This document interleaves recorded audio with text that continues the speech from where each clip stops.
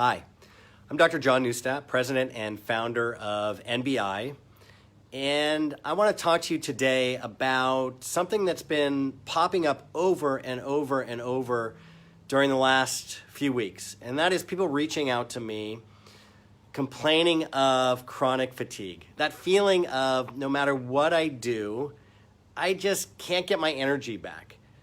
Maybe you're depressed. Maybe you feel like you're just struggling to get through your day, and you've been to your doctor, and you've had what I call the low-hanging fruit looked at, meaning things that can cause chronic fatigue that are really well known. Low thyroid hormone.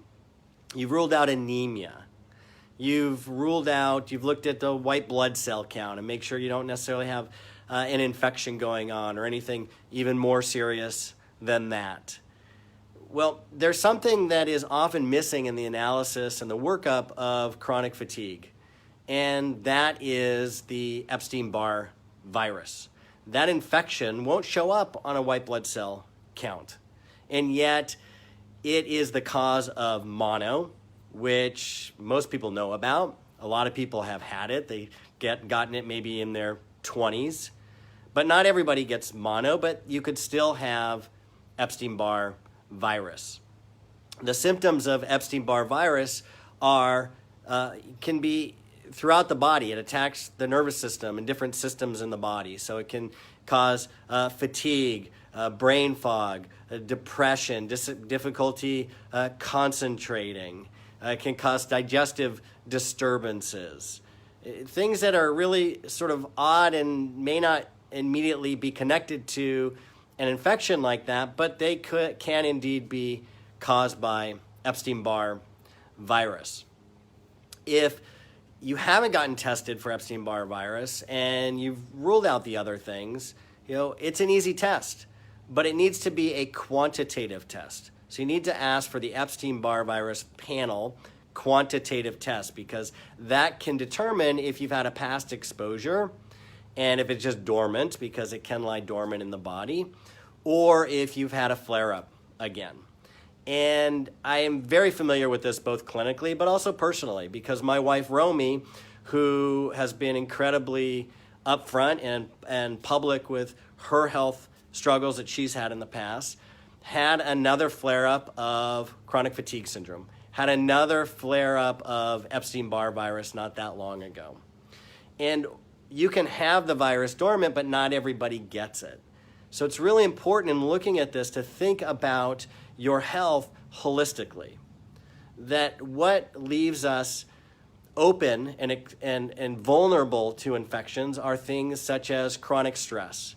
And across the board, everybody that I've talked to, everybody that I've worked with who's had chronic fatigue syndrome has had a period of chronic stress where typically their reaction to stress is not to just kind of relax and tone down and let the body recover, but is to push on through, to put the pedal to the metal and just keep on going.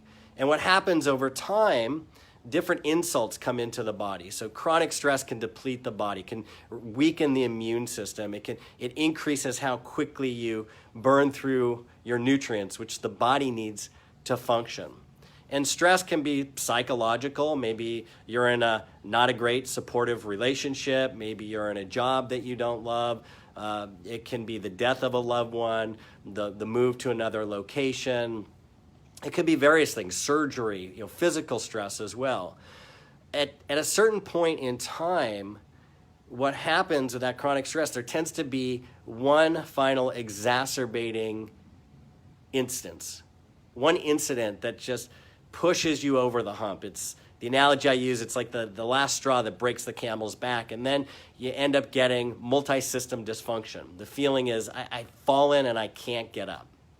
And so Epstein-Barr virus is one underlying cause of what's going on, because the immune system's been weakened and it's allowed that virus to replicate, reactivate, and really cause a lot of problems in the body.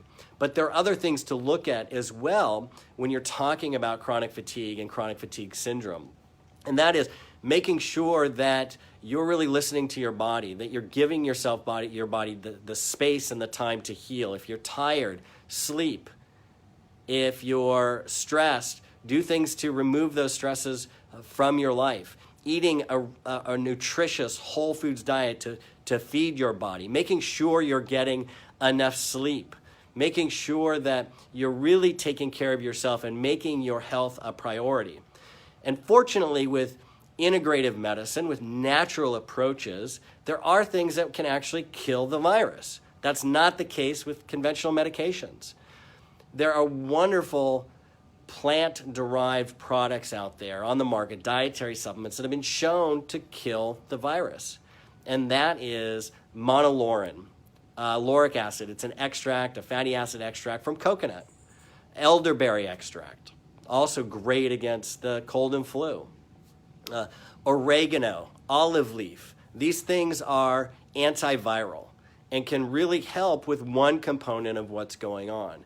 But it really takes a holistic approach, and I encourage you to work with a naturopathic doctor locally or through telemedicine who understands how to both help you kill the virus or any infections you may have, to help you build those systems back up, provide the nutrients to you and the counseling to help you to heal and get back on your feet, because it's a multi-system issue that's going on. You've got the immune system, the nervous system involved, the hormonal endocrine system involved. You can have digestive system involved, because there are different systems involved in chronic fatigue that can have issues, and you may have symptoms in one or more of those different systems in the body. It truly takes a holistic approach to heal, to identify the underlying causes and to heal, because all of those areas in the body are like legs of a table.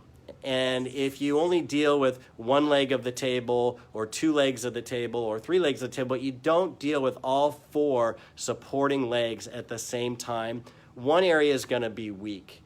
And if there's another stress that occurs or something else happens, then it could actually send you backwards. And so you really want to get on a good approach and have patience and work with somebody who knows what they're doing and can guide you through this. But there is hope, and there are natural things and integrative approaches that can be incredibly, incredibly helpful and help you heal. I've seen it both with my wife, Romy.